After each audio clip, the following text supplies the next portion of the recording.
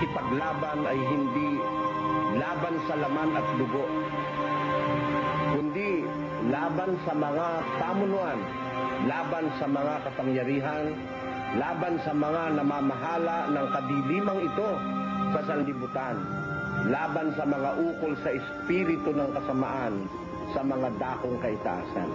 Yan po ang labang ating hinaharap, mga kapatid, ngayon at sa darating. Sa atin pong pakikipagbaka, ang ating nilalabanan ay hindi yung tao, hindi yung kanyang laman, kundi yung mga maling haka, yung mga maling pananampalataya, at yung mga maling pagkakilala na iniuukol ng tao sa pananampalataya o sa relihiyon. Ang ating magagawang malaki ay ang pagtitiwala sa Panginoon, ang pananalangin, ang pinakamabuting sandata sa pakikipaglabang ito, mga kapatid. Huwag tayong makalilimot ng pananalangin at pagtitiwala sa magagawa ng Diyos sa ating pakikipagbakang ito. May isang napakalaking terorismo na nagaganap sa mundo.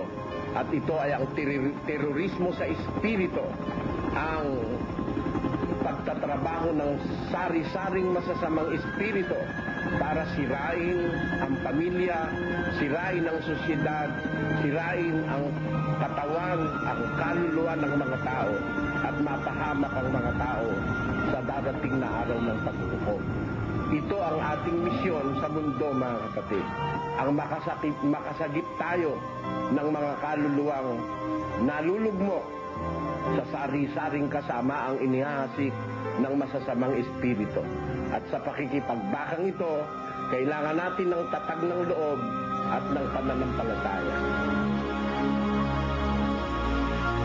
Kung paanong nung araw, ang bayan ng Diyos ay walang inuurungan sa diskusyon, ipagtatanggol nila ang aral na kanilang sinampalatayanan, hanggang ngayon, nananatili ang paninindigang yan, mga kapatid, ang ating pagtitiwala.